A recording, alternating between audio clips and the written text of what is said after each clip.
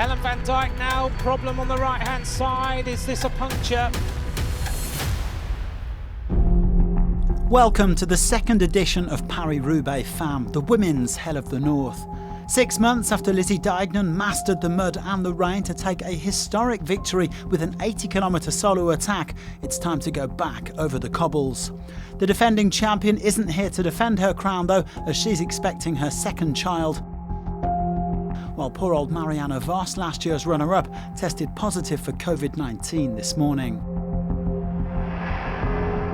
Much sunnier and warmer conditions this year, but it was still going to be a brutal day in the saddle. Almost 125 kilometres, 29.2 of which will be over the 17 cobbled sectors. The last 85k are the same as the men's race tomorrow. Plenty of excitement in the air as the 139 riders prepared to get underway. Trek Segafredo with a very strong team as they look to make it 2 in 2, but Lotte Kopecky will have had other ideas after her wins at Strade Bianche and the Tour of Flanders. Marta Cavalli also one to watch after last weekend's victory at Amstel Gold. It's a kind of love and hate, but yes, this race is an historical race, one of the most important, so it's gonna be epic. We'll be in a position to save energy on the moments that it's possible. So let's see if that will bring us a result like last year for the team. I think it gives me a lot of confidence. I mean, I've already had 2 big victories, so I'm pretty relaxed at the moment. Last year I had a good experience, and with the team we decided to reply this year to be able to have another opportunity. The weather is totally different today, but we will see during the race. It was very stressful last year. I'm sure it'll be the same this year. Positioning will be key before the first cobbled sector and then for every cobbled sector after that, and we'll just try to get in the right move. Well, like last year, the race began on a circuit around Denain with an extra lap before hitting the cobbles. 5 women got into the early breakaway after a fast-paced start. Leonie Boss, Katie Klaus, Tanja Erath, Gaia Massetti and Amélie Luttrot, but their gap never exceeded 2 minutes. And the front group began to splinter once they reached the cobbles. Trek Segafredo really pushing the pace at the front of the peloton. Erath was the last survivor from the early breakaway as a series of crashes and punctures caused chaos in the main bunch. Ellen van Dijk of Trek Segafredo held up by a puncture while her teammate Chloe Hosking hit the deck. Erath was caught with just over 60k remaining, while Cavalli, who had already had a crash, was forced to get a wheel change. On sector 12, Kopecky decided to up the tempo. The Belgian champion going clear with former world champion Marta Bastianelli. They would be joined by Lucinda Brand, last year's cyclocross world champion. So a formidable trio leading the way with 50k to go as the main peloton was whittled down to a group of favourites. Elisa Balsamo also held up by a puncture.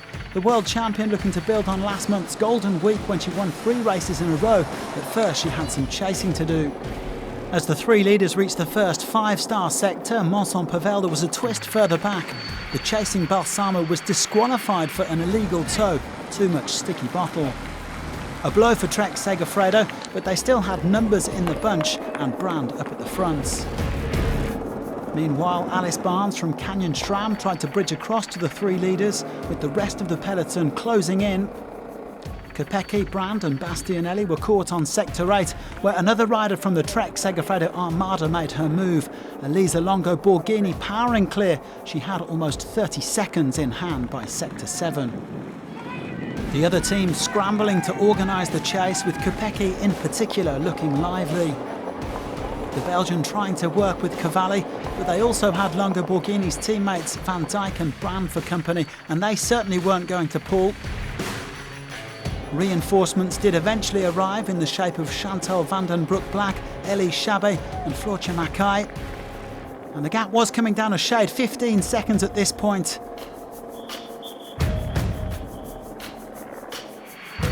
But Longo Borghini still had 30 seconds in hand with 10 kilometres remaining. The 30-year-old soaring away to victory. They're just about to enter the velodrome. as Elisa Longo Borghini makes her way down the back straight. She gets ready to take the spoils of victory. 250 metres to go. Last year, it was her teammate Lizzie Deignan who soloed to victory. This year, Trek Segafredo are going to do exactly the same. Here comes the winner of the second edition of Paris-Roubaix, avec Zwift. An instinctful, adrenaline-fueled attack of 34 kilometres, Elisa Longo Borghini. Another solo triumph for Trek Segafredo at Paris-Roubaix, and like last year they took first and third place with Longo Borghini and Brand, Kopecky sprinting to second. Well, Longo Borghini's had a tough few weeks battling sinusitis, but she comes away with one of the biggest wins of her career to go along with the Tour of Flanders in 2015. After coming third last year, she gets her hands on the Cobblestone Trophy, although the Italian champion was keen to point out that it was a monumental team effort. Yeah, I want to thank Trek Segafredo because they still have faith in me, even I don't perform the way I was supposed to. And they brought me to this race, and I was like, I don't think I'm ready. They kept saying, you are ready, you're more than ready, and we know you are capable of doing this. So yeah, I have to say that they were right. Confirmation of the top 10 on the day, with Longo Borghini winning by 23 seconds. So Trek Segafredo do it again. Can they complete a cobblestone hat-trick in 2023? Join us next time to find out, and thanks for watching.